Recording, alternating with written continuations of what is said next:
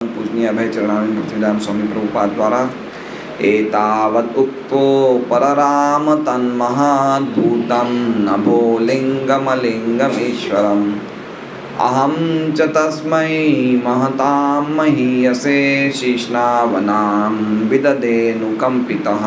एतावत् इस प्रकार उक्त्वा कहकर उपरराम रुक गए तथा वो महत महान भूतम आश्चर्यजनक नभलिंगम शब्द द्वारा व्यक्त अलिंगम नेत्रों से न दिखने वाले अदृश्य ईश्वरम परम पुरुष को अहम मैं च भी तस्मै उनको महताम महान महीयसे महिमा मंडित शीर्षणा सिर से अवनामम नमस्कार विदधे किया अनुकंपितः उनके द्वारा कृपा दिखाए जाने पर। अनुवाद। तब शब्द से व्यक्त तथा नेत्रों से अदृश्य उन नितांत आश्चर्यमय परम पुरुष ने बोलना बंद कर दिया। मैंने कृतज्ञता का अनुभव करते हुए शीश झुकाकर उन्हें प्रणाम किया। ओम ज्ञानतिमिरान्धस्य ज्ञानाञ्जनशलाकया चक्षुरुन्मिलितं येन तस्मै श्रीगुरुवे नमः। नाम श्रेष्ठं मनुमपि शचीपुत्रमत्र स्वरूपं रूपं तस्याग्रजं उरुपुरीं मातृकोष्ठवाटिं राधाकुण्डं गिरिवरम् अहो राधिका माधवाशं प्राप्तो यस्य प्रतितः कृपया श्रीगुरुं तदितोऽस्मि। वन्देऽहं श्रीगुरोः श्रीयुतं पदकमलं श्रीगुरुन् वैष्णवांश्च श्रीरूपं सौग्रजातं सैगण्डगुणाथान्वितं तं सजीवं साद्वैतं सावधूतं परिजनं सहितं कृष्णचैतन्यदेवं श्रीराधा कृष्णपादान् सैगण्ड ललिता शिवशाखान्वितां च गुरु वैष्णव भगवान तीने स्मरण सर्वविघ्न विनाशन अनायास हुए निज वांछित पूर्ण। हरे कृष्णा कृष्णा कृष्णा हरे हरे हरे राम राम राम हरे हरे। तो आज के इस भागवत सत्र में एतावत उक्त्वो परराम तन्महत्। एतावत मतलब इस प्रकार, उक्त्वा मतलब बोला। क्या बोला भगवान ने? क्या बोले? वो 4 श्लोक पिछले 4 श्लोक भगवान ने बोले। तो इस प्रकार 4 श्लोक उक्त्वा बोलते हुए उपपराम शांत हो गए, बोलना बंद कर दिया। तो कौन से 4 श्लोक हैं? हंतास्मि जन्मनि भवान माम द्रष्टुम अर्हति अविपक्व कषायाणाम दुर्दर्शो हम कुयोगिनाम। हे नारद, अब तुम इस जन्म में मुझे नहीं देख सकते। जिन कुयोगियों के कषाया पूरी तरह से साफ़ नहीं हुए हैं, कचरा पूरी तरह से साफ़ नहीं हुआ है, वो मुझे देख नहीं सकता है। फिर दूसरा श्लोक क्या था? सकृत यद्दर्शितं रूपम एतत् कामायते नग मत् कामः शनखे साधु सर्वान् मुंचति ऋक्षयाम। तो नारद जी बोले कि भाई आपने फिर मुझे क्यों दर्शन दिया अगर मैं कुयोगी हूँ? तो बोले नहीं, तुम कुयोगी नहीं, तुम निष्पाप हो।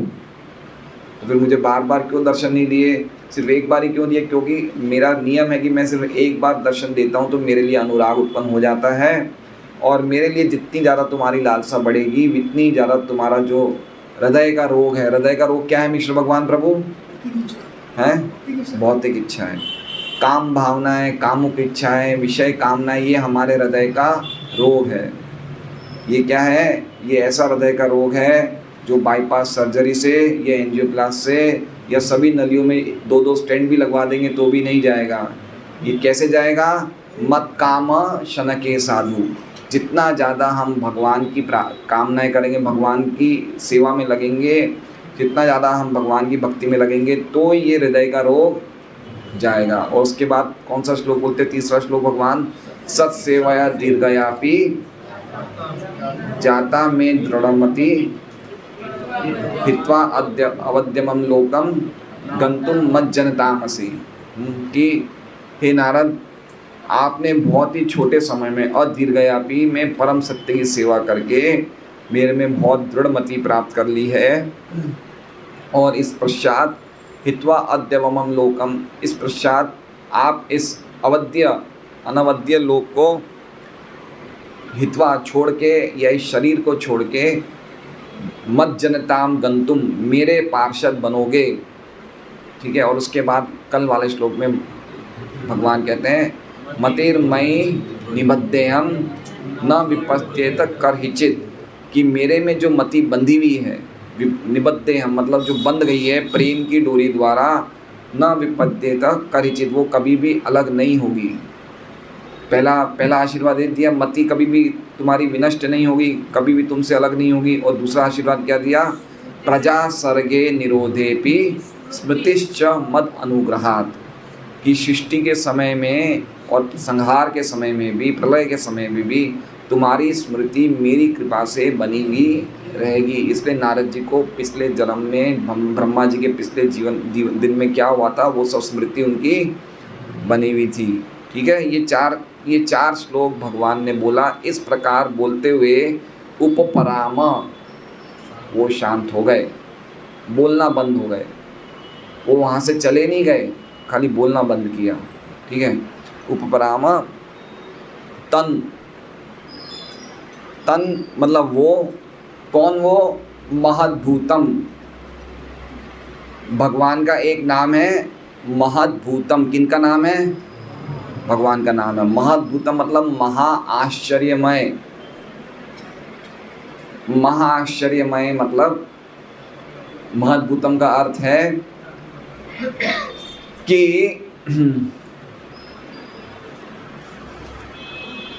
महद्भूतम का अर्थ ये है कि भगवान इतने आश्चर्यमय कार्य करते हैं कि उनके, बैठ जाओ बेटा, हरे कृष्णा, आप भी आ जाइए, सोसाइटी में रहते हैं। तो इतने आश्चर्य में कार्य करते हैं कि उनकी निश्वास से वेद निकलते हैं। क्या निकलते हैं, महद्भूत का अर्थ क्या है कि वो सांस छोड़ रहे हैं और क्या निकल रहे हैं, वेद निकल रहे हैं। ये महद्भूत का अर्थ है। तो इसका अर्थ क्या हुआ, इसका अर्थ ये हुआ कि भगवान ने जो बोला है वो प्रमाण है। वेद क्या है, वेद स्वतः सिद्ध है। तो भगवान के मुख से जो कुछ भी निकलता है वो प्रमाण है। तो नारद जी को ऐसा नहीं सोचना चाहिए कि नारद जी को भगवान ने वचन दिया है कि अगले जन्म में तुम मेरे पार्षद बनोगे। तो इस बात पे नारद जी का पूरा पक्का विश्वास है, इसलिए महद्भूत कहा गया है। इसको सूचित करते हुए क्या कहा गया है, महद्भूत, क्योंकि भगवान जिनके मुख से वेद निकले, जिन वेदों को सब लोग मानते हैं, तो भगवान गलत नहीं बोल सकते। इस बात को विश्वास है नारद जी को, इसलिए क्या नाम लिखा है, महद्भूत। समझ रहे हैं बात को भाई। अगले जन्म की बात कर रही हैं। यहाँ पे हमारा व्यापारी 6 महीने की उधार पे मान लिया जाता है तो पलट जाता है। हम भागवत किसी को देते, बोले 2 दिन बाद पैसा देंगे, तो राजवीर बोलते कुछ तो दे दो अभी, क्योंकि हमें पता है अगर नहीं देगा तो पलट जाएगा। तो नारद जी को ऐसे मन में डाउट नहीं हुआ कि पलटी नहीं खा जाए भगवान कहीं। अगले जन्म की प्रॉमिस दे रहे हैं ना कि भाई मैं तो अभी 5 साल का ही हूँ, अब तो मैं इस जीवन में पूरा जीवन जीऊँगा, उसके बाद अगला ये शरीर छोड़ के, तो अगले जन्म की प्रॉमिस, इतने आगे की 100 साल की लीज है ये तो भाई। तो क्या कह रहे हैं नारद जी, मुझे विपरीत, भगवान की वाणी विपरीत नहीं होगी, मुझे विश्वास है। इसलिए भगवान को सूचित करते हुए उनको कहा गया है महद्भूत। ठीक है। देखिए एक एक अर्थ इतने अद्भुत हैं, भगवान के कितने नाम यहाँ दिए हैं। आगे दिखा है नभोलिंगम।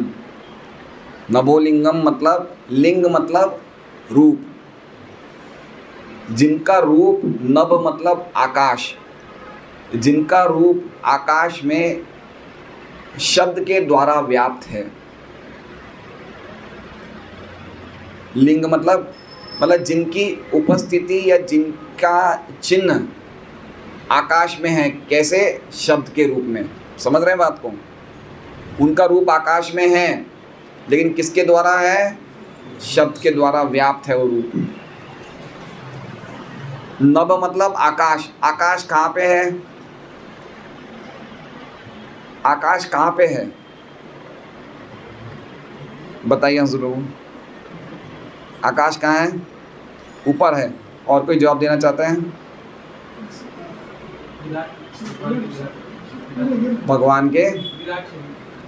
भगवान का विराट शरीर में आकाश है, तो ऊपर है। आप बोलिए जगत प्रभु क्या? सब जगह आकाश है, खाली आकाश ऊपर नहीं है। आकाश हमारे हृदय में भी है।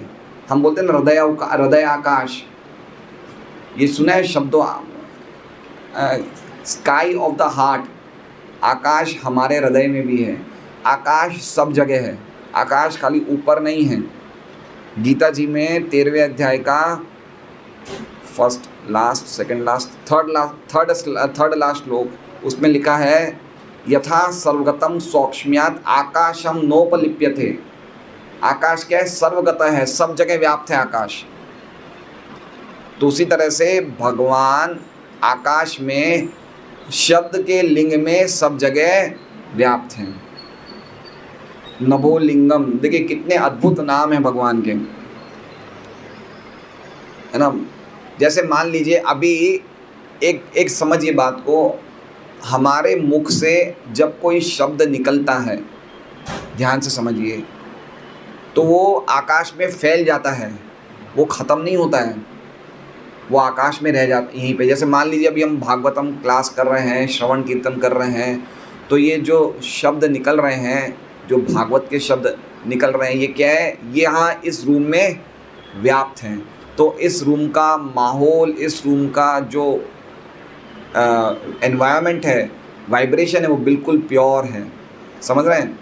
जो तरंगे हैं वो बिल्कुल शुद्ध हैं। इसलिए कोई भी बाहर का व्यक्ति जब आएगा तो उसको एक अलग भावना लगेगी। यहाँ पे हम कहीं भी बाहर से भागा दौड़ी करके थक थुका के आएंगे, यहाँ पे भगवान को प्रणाम करेंगे तो हमें एक अलग भावना लगती है। क्यों? क्योंकि यहाँ ये रूम में वो शब्द व्याप्त हैं, मतलब वो ख़त्म नहीं हो रहे हैं शब्द। ऐसा नहीं कि क्लास ख़त्म हो गई तो शब्द चले गए या हवा के द्वारा बाहर निकल गए, ऐसा नहीं। वो शब्द इस रूम में ही है। समझ रहे हैं बात को? एक एग्जांपल देता हूँ आपको। प्रभुपाद जी को कुछ कारण से कोर्ट जाना पड़ा। कहाँ जाना पड़ा? कोर्ट जाना पड़ा। तो कोर्ट में जहाँ पे वो खड़े थे, वहाँ पे शिष्य को बोले कि यहाँ पे बहुत गंदगी है। तो शिष्य साफ सफाई करने लग गए। तो बोले ये साफ सफाई मत करो, हरि नाम संकीर्तन करो, क्योंकि यहाँ पे वकीलों ने बहुत झूठ बोला है। गोपाल बिन प्रभु हंसने लगे, वकील है ना, समझे बात को। तो वो जगह में झूठ बोले ना, झूठ शब्द वो व्याप्त है उस एरिया में, तो माहौल पूरा गंदा है। इसलिए जो भी हम शब्द निकालें, ध्यान से निकालें। हमारा एक भी शब्द ख़त्म नहीं होता है, वो आकाश में व्याप्त हो जाता है। तो उसी प्रकार भगवान शब्द के रूप में आकाश में व्याप्त हैं। उनका रूप है कैसा? शब्द के रूप में। इसलिए लिखा नभो लिंगम। अगर आपको याद होगा तो 5वें अध्याय में एक हमने शब्द पढ़ा था, इति मूर्ति अभिधान, मंत्र मूर्तिम। मंत्र जिसकी मूर्ति है, मंत्र जिसका रूप है। तो उसी प्रकार से लिंगम मतलब भगवान का रूप है नभ में शब्द के द्वारा। ठीक है। तो देखिए एक नाम दिया भगवान को महद्भूतम, दूसरा नाम दिया नभोलिंगम, तीसरा नाम अलिंगम। अलिंगम मतलब वो हमारी आंखों द्वारा नहीं देखे जा सकते। क्या सुंदर, ये कितना अद्भुत श्लोक बनाए हैं। नभोलिंगम अलिंगम, क्या कविता की इसमें कैसे एक एक शब्द सोच समझ के डाले गए हैं। देखिए नभोलिंगम अलिंगम। तो एतावक्त उक्तोपराम तन्महत भूतम नभोलिंगम अलिंगम ईश्वरम। और ईश्वरम का मतलब भगवान सर्व सत्ता वाले हैं, सर्वनियंता हैं। तो नारद जी ईश्वरम के भाव से नारद जी ये बताना चाहते हैं कि भगवान इतने सत्ता वाले हैं कि मैं जैसा गिरा हुआ व्यक्ति दासी पुत्र था, उसको भगवान ने दर्शन दे दिया। इसका मतलब भगवान कुछ भी कर सकते हैं। कभी भी हमें ये नहीं समझना चाहिए कि मेरे में कोई क्वालिफिकेशन नहीं तो भगवान मेरा कल्याण करेंगे नहीं करेंगे। भगवान कुछ भी कर सकते हैं। मूर्ख से मूर्ख व्यक्ति को भी भगवान सबसे ऊंची स्थान दे सकते हैं। भगवान के लिए कोई भी चीज़ इम्पॉसिबल नहीं है। वो चीज़ को सूचित करते हुए ईश्वरम शब्द लिखा है। ठीक है, क्या लिखा है, अर्थ क्या है? ईश्वरम परम पुरुष। परम पुरुष मतलब सर्वनियंता, सर्वसमर्थ। परम पुरुष मतलब वो कुछ भी चीज़ करने में समर्थ हैं। तो देखिए कितने सारे शब्द बताए हैं, नभोलिंगम, महद्भुत, अलिंगम, ईश्वरम। अब हम जब हरे कृष्ण महामंत्र का जप करें तो ये सब चीज़ें हमारे ध्यान में आनी चाहिए कि भगवान की क्या महानता है। भगवान, क्योंकि ज़्यादातर हम लोग भगवान के नाम का जप करते तो हम अपने जैसे ही भगवान को समझते हैं कि हम भी एक मनुष्य हैं, भगवान भी एक मनुष्य है, लेकिन भगवान क्या है वो इन शब्दों से पता चल रहा है।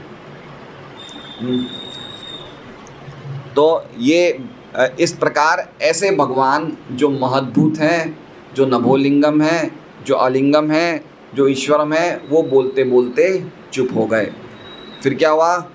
फिर मैंने अहम च मतलब मैंने, तस्मई उनको, महताम मह्य से, जो महान से भी महान है, महताम मह्य से महान और मह्य से महिमा मंडित, जो महान से भी महान है, ऐसा नारद जी ने ऐसे व्यक्ति को शीर्षना वनामम, शीर्षना मतलब सिर, सिर से, अवमानम मतलब झुक के, विददे किया मतलब नारद जी ने साष्टांग दंडवत प्रणाम किया।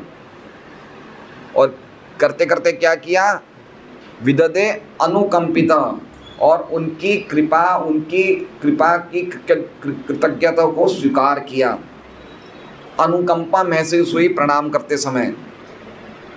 क्या अनुकंपा महसूस हुई? क्या महाराज नारद जी को कृपा लगी कि, क्या कृपा लगी कि मैं एक दासी पुत्र हूँ और मेरे पे कृपा करने के लिए भगवान ने मेरी माता का अवसान करवा दिया।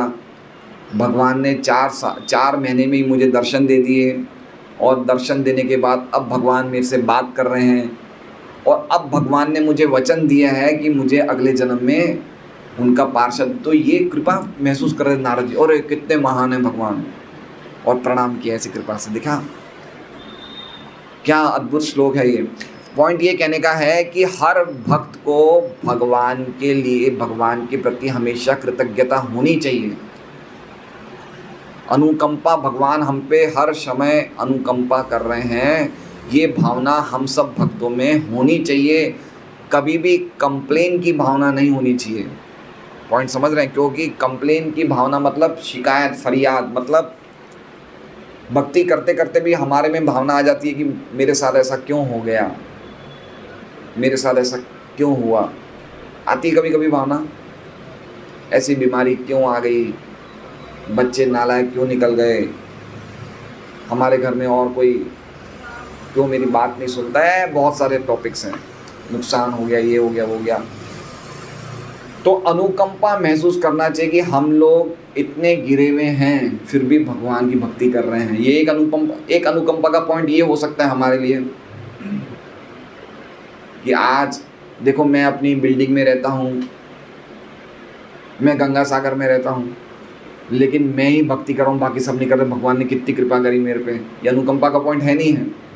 लोग इस टाइम पे पेपर देख रहे हैं, टीवी देख रहे हैं, कोई जिम कर रहे हैं, लेकिन मैं भागवत सुन रहा हूँ। ये भगवान की कृपा है नहीं है।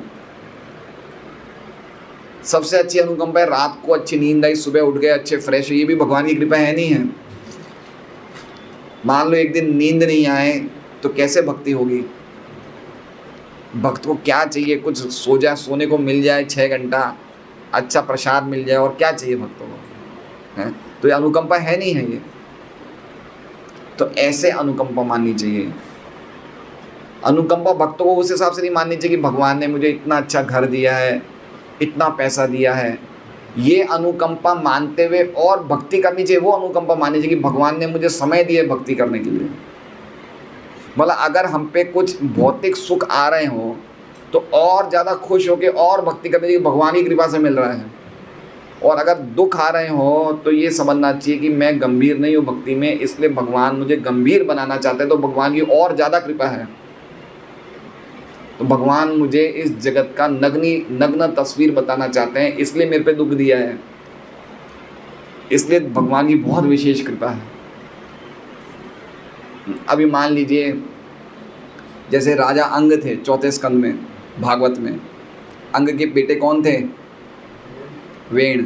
वेण के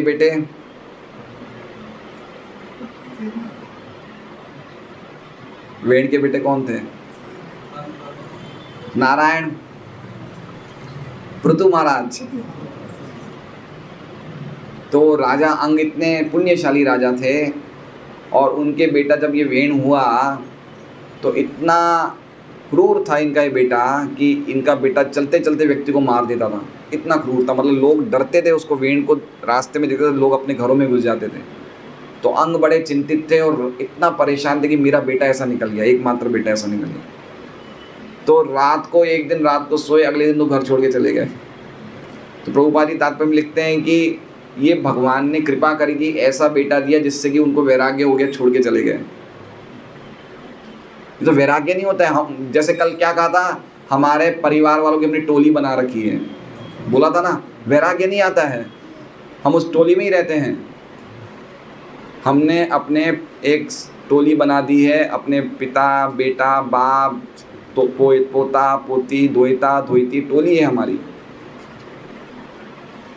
है ना। इसलिए भगवान कुछ ना कुछ रास्ता करते कि नारद जी ने भगवान ने देखा नारद जी थोड़े अटक गए अपने माँ के स्नेह में, तो माँ को हटा दिया, है ना। तो नारद जी सब समझ गए ये भगवान की अनुकंपा है, और मैंने भक्ति करी, भगवान ने मुझे दर्शन दिए, ये भगवान की अनुकंपा है। फिर भगवान अब मुझसे बोल रहे हैं, और बोलने के बाद भगवान कह रहे हैं कि मेरी मति बनी रहेगी, मेरी स्मृति बनी रहेगी, और अगले जन्म में मैं उनका पार्षद बनूंगा। तो नारद जी खुश हो गए, और फिर शीर्षना वनानम विददे अनुकंपिता, और इस प्रकार नारद जी ने अनुकंपा महसूस करते हुए भगवान को दंडवत प्रणाम किया। इसलिए भक्तों को दंडवत, देखिए प्रणाम की बहुत बड़ी महिमा है। प्रणाम करते टाइम जब हम प्रणाम करें तो पहली बात तो मैं देखता हूँ काफ़ी भक्तों को प्रणाम करते तो एक हाथ माला में होता है, या एक हाथ से झोली माला पकड़े होते, दूसरे हाथ से ऐसे करते हैं। ऐसे प्रणाम सही तरीका नहीं है। पुरुषों के लिए पूरा दंडवत प्रणाम करना चाहिए जब भगवान को देखें। माताओं के लिए पंचांग प्रणाम, लेकिन पंचांग प्रणाम या दंडवत प्रणाम जो भी करे दोनों हाथों से होना चाहिए। ऐसे रख सकते हैं या फैला के ऐसे रख सकते हैं, ऐसे मोच के नहीं रखना है, हाथ फैला के रखना है। दोनों ऐसे भी रख सकते हैं और ऐसे भी रख सकते हैं, ऐसे मुचा के नहीं रखना है। और इस तरह से भगवान को प्रणाम करते टाइम, तो भगवान को जो व्यक्ति प्रणाम करता है उसे भगवान की अनुकंपा मिलती है, भगवान बड़े प्रसन्न होते हैं, और भगवान वहाँ पे रहते हैं जहाँ पे हम प्रणाम करते हैं, वहाँ पे भगवान रहते हैं। यहाँ पे भी भगवान थे, भगवान नहीं चले गए, बोलना बंद किया, थे तो सही, भगवान थे, बोलना बंद कर दिया, लेकिन इसका मतलब ये तो नहीं थे, नहीं थे, दिख नहीं रहे थे भगवान, अलिंगम, लेकिन थे। तो उसी प्रकार से हो सकता है हमें नहीं दिखेंगे भगवान, लेकिन भगवान तो सब जगह हैं। और विशेष रूप से जो हमने यहाँ पे छवि है रखी है, साक्षात भगवान को रखा है, तो हम भगवान को प्रणाम कर रहे हैं, तो भगवान वो प्रणाम के द्वारा हमें अनुकंपा दे रहे हैं। कोई भी एक बार भी भगवान को प्रणाम करता है तो भगवान उसे अपना लेते हैं। ये प्रणाम की बहुत बड़ी महिमा है। भागवत का आखिरी श्लोक तो प्रणाम पे ही है, नाम संकीर्तनम यस्य सर्व पाप प्रणाशनम प्रणामो दुख शमनस्तम नमामि हरिम परम। इसलिए प्रणाम करते टाइम खाली हम भगवान के हैं, भगवान हमें स्वीकार करिए, ये भावना होनी चाहिए, ना कि हम और कुछ सोचें। प्रणाम की बहुत बड़ी महिमा है। तो हम देखते हैं अनुवाद। तो आप समझ गए, समझ आए ये श्लोक है? अच्छा श्लोक, कितने सारे नाम हैं, महद्भुत, नवोलिंगम, अलिंगम, ईश्वरम, महताम महीयसे, 5 नाम है। तब शब्द से व्यक्त मतलब नवोलिंगम, अनुवाद में है ना सबसे पहला शब्द। तब शब्द से व्यक्त तथा नेत्रों से अदृश्य, वो कौन हुए? अलिंगम। उन नितांत आश्चर्यमय, ये कौन हुए? महद्भुत। परम पुरुष ईश्वर, बराबर है। ने बोलना बंद कर दिया। उपपराम, मैंने कृतज्ञता का अनुभव करते हुए, कहाँ लिखा हुआ है, अनुकंपितः, शीश झुकाकर, शीर्षना वनामम, उन्हें प्रणाम किया। कितना सुंदर श्लोक है। देखिए अब हम अन्वय देखते हैं एक बार। एतावत उक्त्वा, इस प्रकार कहकर, नभोलिंगम शब्द से व्यक्त अर्थात जिनका चिन्ह केवल नभ अर्थात आकाश में ही व्याप्त है, अलिंगम तथा नेत्रों से अदृश्य, महाद्भुतम उन नितांत आश्चर्यमय ईश्वरम परम पुरुष ने उपपराम बोलना बंद कर दिया, अनुकंपिता और उनके द्वारा कृपा दिखाए जाने पर कृतज्ञता का अनुभव करते हुए, अहम मैंने, महताम महान से भी मह्य से महान, तस्मय उन भगवान को, शीर्षना शीश झुकाकर, अवनामम प्रणाम विददे किया। इस प्रकार कहकर शब्द से व्यक्त अर्थात जिनका चिन्ह केवल नभ अर्थात आकाश में व्याप्त है तथा नेत्रों से अदृश्य है, उन नितांत आश्चर्यमय परम पुरुष ने बोलना बंद कर दिया और उनके द्वारा कृपा दिखाए जाने पर कृतज्ञता का अनुभव करते हुए मैंने महान से भी महान उन भगवान को शीश झुकाकर प्रणाम किया। ठीक है, अब हम देखते हैं। आज मैं प्रभुपाद जी का एक लेक्चर सुन रहा था, तो प्रभुपाद जी कहते हैं कि हमारे अनर्थ कैसे जाएंगे। बहुत ही हमारे लिए प्रॉमिसिंग स्टेटमेंट प्रभुपाद जी ने दिया, मतलब बहुत ही प्रेरणादायक, बहुत ही हमें मतलब उत्साह से भरने वाला स्टेटमेंट दिया प्रभुपाद ने कि हमारे अनर्थ कैसे जाएंगे। तो प्रभुपाद जी कह रहे हैं कि खाली भागवत सुनने से अनर्थ चल जाएंगे। समझ में नहीं आए तो भी खाली बैठ जाओ, सुन लो। पुराना भूल गए कोई बात नहीं, जिस क्लास में बैठो इतना सुन लो। खाली भागवत सुनने से अनर्थ जाएंगे, ऐसा ग्रंथ है भागवत। प्रभुपाद ने आज के लेक्चर में बोला है, इतना प्रभुपाद जी ने जोर दिया, बोले कि इतना ज़्यादा इस भागवत को प्रचार करने की आवश्यकता है। और प्रभुपाद जी ने बताया कि उनके गुरु महाराज एक मैगजीन लिखते थे, नदिया प्रकाश, भक्ति सिद्धांत सरस्वती ठाकुर, और नदिया प्रकाश उनके शिष्यों को देते कि जाओ वितरण करके आओ, मतलब डिस्ट्रीब्यूट करके आओ। तो थोड़ी बहुत कॉपियाँ भी वो दे के आते थे, तो उनके गुरु महाराज बहुत खुश होते थे कि ये इतना बांटा इन्होंने। तो प्रभुपाद जी आज से ये लेक्चर सुन था 1972-73 का था, बॉम्बे का। तो प्रभुपाद जी बोले उस टाइम, ये 1972 का था, प्रभुपाद जी बोले कि हमारे ग्रंथ महीने के 40 लाख रुपए के वितरण होते हैं। कितने, मतलब आप मानेंगे नहीं, प्रभुपाद जी के समय पे बुक वितरण ज़्यादा होता था अभी से।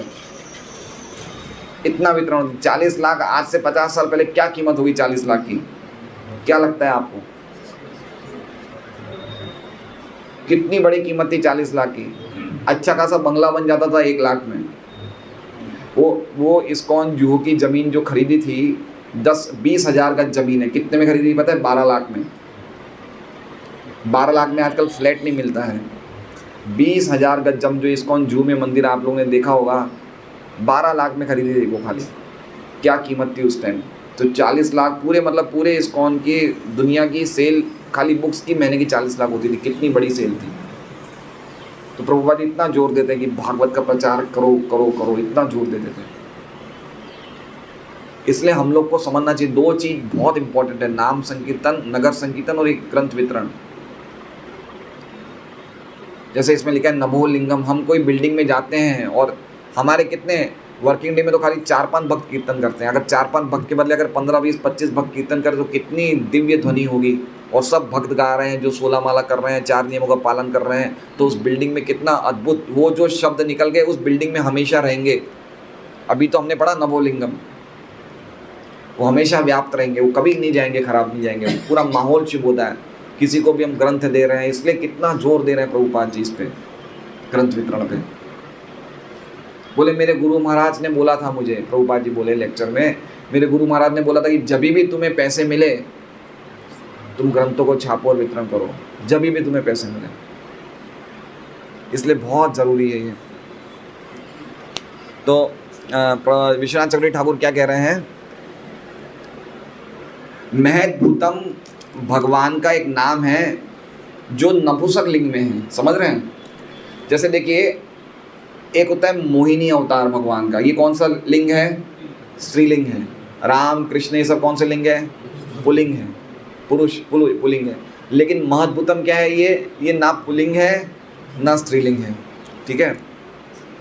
अब बता रहे हैं इसका प्रमाण बता रहे, महद्भूतम नाम कहाँ से आया। श्रुति कहते हैं अस्य महतो भूतस्य निश्वसितम एतद यत् ऋग्वेदम, कि भगवान की श्वास से जब भगवान श्वास बाहर निकालते तो वो जो भगवान श्वास बाहर निकाल रहे हैं वो रूप को भगवान का, उस रूप को महद्भूत बोलते हैं। क्या बोलते हैं? जिस रूप में भगवान श्वास बाहर निकाल रहे हैं उस रूप को क्या बोलते हैं? महद्भूत। और वो जो श्वास है वो ऋग्वेद है। वो श्वास कौन सी है? ऋग्वेद है। ये कहाँ का श्लोक, ये कहाँ का, विश्वनाथ चक्रवर्ती ठाकुर कहाँ का बता रहे हैं? बृहद आरण्यक उपनिषद की ये श्रुति है कि जो श्वास भगवान निकाल रहे हैं महद्भूत रूप में वो श्वास ऋग्वेद है। और चूँकि उनकी सांस ही 4 वेद है इसलिए उनके शब्द सबसे ऊंचे प्रमाण हैं। ये बताने के लिए कि नारद जी को जो बोला है वो बिल्कुल प्रमाणित है, कोई चीज़ में बदलने वाले भगवान नहीं है। भगवान का स्टेटमेंट 100% करेक्ट है। वो अगले जीवन में पार्षद बनेंगे ही बनेंगे। नारद जी को इस बात पे कोई भी डाउट नहीं होना चाहिए, इसलिए ये महद्भूत शब्द आया है। और फिर आगे लिखा है कि चूँकि उन्होंने मुझ जैसे हल्के दासी पुत्र को भी आशीर्वाद दिया इसलिए वो ईश्वरम है, मतलब जो समर्थ हैं, है ना। और चूँकि भगवान ने आकाश में अपने शब्दों को छोड़ दिया इसलिए वो नभोलिंगम है। कुछ बोलते बोलते रुक गए ना भगवान, तो कुछ शब्द छोड़ दिए ना आकाश में, तो जो शब्द छोड़े आकाश में वही भगवान का रूप हो गया। वो क्या है? नभोलिंगम। क्या अद्भुत अर्थ है। भगवान बोल रहे हैं, वो बोलते हुए जो शब्द निकाले भगवान ने वो भगवान का रूप हो गए। वो भगवान के रूप वहीं पे स्थापित हो गया भगवान का रूप। इसलिए भगवान का एक नाम है जिनका लिंग, जिनका रूप नभ में है, आकाश में, नभोलिंगम। और वो अलिंगम कहे जाते हैं क्योंकि वो आंखों के द्वारा दृश्यमान नहीं है। क्या श्लोक है, अद्भुत श्लोक है। अब गुजराती भक्तों के लिए खुशी के समाचार, हम गुजराती में बोलेंगे। श्रीधर स्वामी क्या बोलते हैं? हृदय रूपी आकाश में मूर्ति रूप जे छे।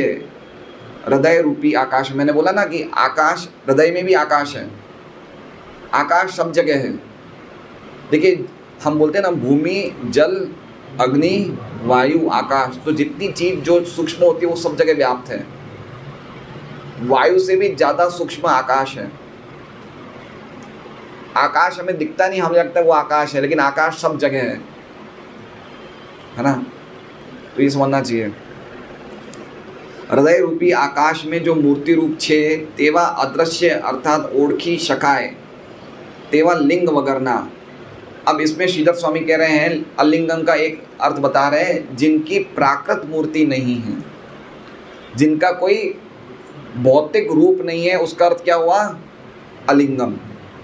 लिंगम मतलब रूप, अलिंगम मतलब जिनका रूप नहीं है। मतलब कौन सा रूप नहीं है? भौतिक रूप नहीं है, लेकिन रूप तो है, इसलिए अलिंगम कहा है। सर्वनियंता ते महद्भूत भगवान आ प्रमाणे कहीने शांत थई गया। वो अब बोल के शांत हो गए। तेमनी कृपानो अनुभव करी, उनकी कृपा का अनुभव किन्होंने किया? नारद जी ने। फिर उन्होंने महता महीसे का अर्थ बता रहे हैं, श्रीधर स्वामी बता रहे हैं महान मतलब ब्रह्मा जी। इन्होंने महान किनको बोला? श्रीधर स्वामी ने ब्रह्मा जी। तो ब्रह्मा जी से भी महिषा, ब्रह्मा जी से भी महान है, या ब्रह्मा जी द्वारा भी जिनकी महिमा का मंडन होता है। महताम, देखिए आचार्य, कोई भी आचार्य जो अलग अलग टीका करते हैं, वैष्णव बड़े बड़े प्रामाणिक आचार्य, उनकी कोई भी आचार्यों की टीका विरोध नहीं है, विरोधाभास नहीं है, अपने अपने तरीके से समझाते हैं, लेकिन सब परफेक्ट है, सब समझे बात को। अब इन्होंने महताम महिषे को क्या बताया? जो ब्रह्मा जी से भी महिमा मंडित है, जो ब्रह्मा जी से भी महान है। ते स्वरूप ने मस्तक द्वारा मैं प्रणाम करिया, उन स्वरूप को मैंने सिर के द्वारा प्रणाम किया। मराठी लोगों को तो गुजराती आती होगी ना। हम भी पढ़ते थे बचपन में गुजराती। तो अब तात्पर्य हम देख लेते हैं। ये सब श्लोक तो हम याद कर ले तो बहुत अच्छा लगेगा, बहुत ही अद्भुत। ये 5वां और 6वां अध्याय तो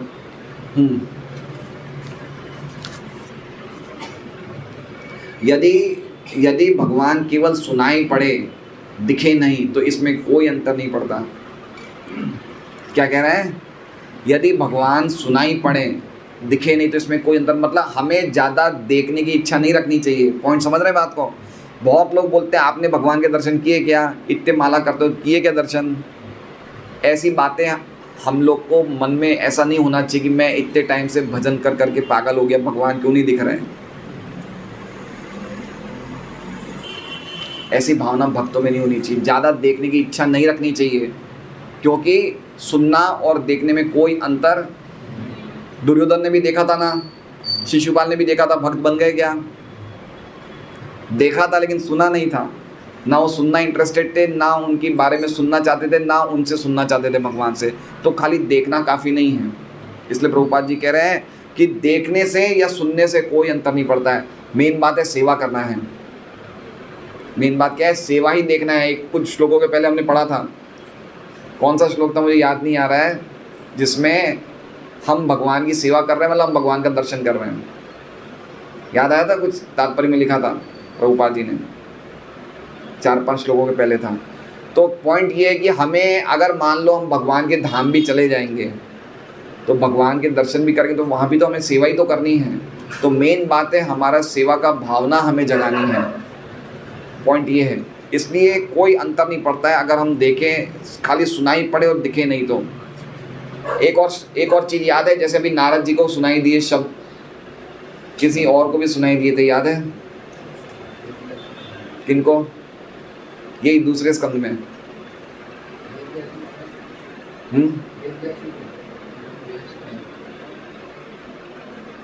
जैसे नारद जी को शब्द सुनाई दिए अभी, ऐसे एक और व्यक्ति को सुनाई शब्द दिए थे, ब्रह्मा जी को। कौन सा शब्द था? तप। क्या किया ब्रह्मा जी जब उत्पन्न हुए नाभि कमल से, तो उन्होंने देखा कि मैं कहाँ से आया, तो वहाँ भी उसके अंदर डुबकी लगाते नाभि कमल में देखने के लिए, मैं कहाँ से आया, कहाँ से आया, कहाँ से आया। तो इनको एक आवाज़ सुनाई देती है, तप।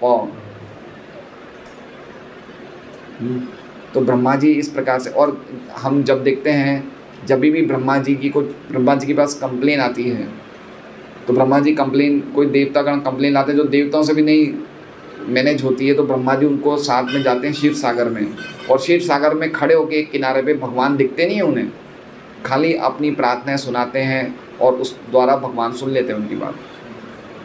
तो पॉइंट ये कहा गया है कि ज़्यादा हमें देखने का प्रयास नहीं करना चाहिए, हमें भगवान को हृदय से प्रार्थनाएं करनी चाहिए। जो हमने सुना है उस प्रकार से आचार्य की प्रार्थना करनी चाहिए, और शुद्ध भक्ति भाव से भगवान हमारी प्रार्थनाएं सुनेंगे।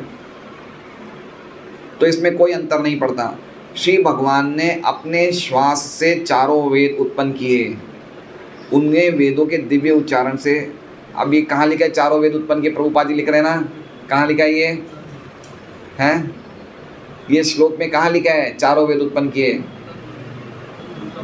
सोने वाले प्राणियों, अरे महद्भूत, इतना तो हमने चर्चा करी। महद्भूत कौन सा रूप है जिससे भगवान से मुख से सब वेद निकले?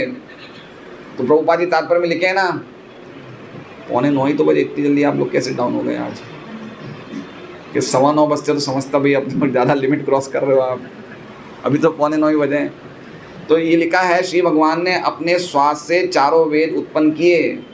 तो कौन सा रूप है भगवान का? ये महद्भूत। उन्हें वेदों के दिव्य उच्चारण से देखा और अनुभव किया जाता है। इसी प्रकार भगवद गीता भगवान की शाब्दिक अभिव्यक्ति है। अब देखिए भगवान, प्रभुपाद जी एक और चीज़ जोड़ रहे हैं, भगवद गीता भी भगवान के मुख से निकली है, तो सबसे बड़ा प्रमाण है भगवद गीता। इससे बढ़कर प्रमाण कोई नहीं है। जैसे चारों वेद भगवान के मुख से निकले, उसी प्रकार से पूरी गीता जी भी भगवान के मुख से निकली है। तो भगवद गीता साक्षात परम प्रमाण है।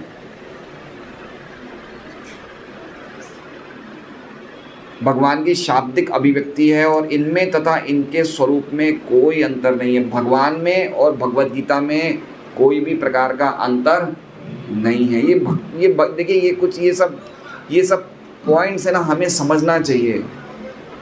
हम सब सुन रहे हैं ध्यान से, तो सुनने में इतना अटेंटिव होना चाहिए कि हम भगवान हमें दर्शन दे रहे हैं। अगर हम सुन रहे हैं तो भगवान हमें दर्शन, ये भावना होनी चाहिए मन में। लिखा ही है, केवल सुनाई पड़े दिखे नहीं, तो इसमें कोई अंतर नहीं है। प्रभुपाद जी के टाइम पे एक बार प्रभुपाद जी ब्रजमंडल परिक्रमा में गए थे, उनके गुरु महाराज के टाइम पे, वो बात है 1929-30 की, आज से 80-90 साल पहले। तो उनके गुरु महाराज भक्तिसिद्धांत सरस्वती महाराज का कहीं लेक्चर था, और तभी कोई उनकी परिक्रमा चल रही थी, कोई अलग अलग धाम जाने की। तो सब शिष्य परिक्रमा के दर्शन करने चले गए, भगवान के मंदिरों के दर्शन करने के लिए। प्रभुपाद रुके वहाँ पे, और 1-2 शिष्य और रुके। तो उनके गुरु महाराज भक्तिसिद्धांत सरस्वती महाराज बोले कि इनको सुनने का शौक़ है, इनको सुनना अच्छा लगता है। बोले अभय चरण को सुनना अच्छा लगता है। तो हम सुन रहे हैं ध्यान से, ये हम भगवान के दर्शन कर रहे हैं, ये पॉइंट समझना चाहिए। इसलिए सुनते टाइम नो झपकी,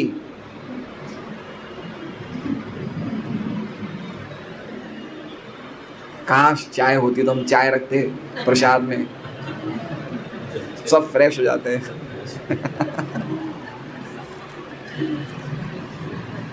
निष्कर्ष ये है कि भगवान को दिव्य ध्वनि के निरंतर उच्चारण द्वारा देखा और सुना जा सकता है। इसलिए देखिए, घर का माहौल दिव्य बनाने के लिए हमेशा भगवान का नाम संकीर्तन चलते रहना चाहिए। अगर हम 16 माला जप कर रहे हैं, आरती में कीर्तन कर रहे हैं, रसोई में अगर हम जप नहीं कर सकते तो प्रभुपाद जी की वो महामंत्र की टेप लगा दी, कुछ ना कुछ घर में चलना चाहिए। इससे घर का माहौल पूरा दिव्य बना रहता है। कोई व्यक्ति, दूसरा व्यक्ति भी घर में आएगा तो उसको एक अलग भावना लगेगी। इसलिए हम भक्तों के घर में विशेष रूप से भागवत के, वेदों के, गीता के कुछ ना कुछ श्लोकों का उच्चारण, कीर्तन, नाम ध्वनि, हरिनाम संकीर्तन कुछ ना कुछ चलते रहना चाहिए 24 घंटे। तो वास्तव में भगवान का धाम है वो। हरे कृष्णा। श्रीमद् भागवतम की जय। वांछा कल्पतरुभ्यश्च कृपा सिंधुभ्येव च पतितानां पावनेभ्यो वैष्णवेभ्यो।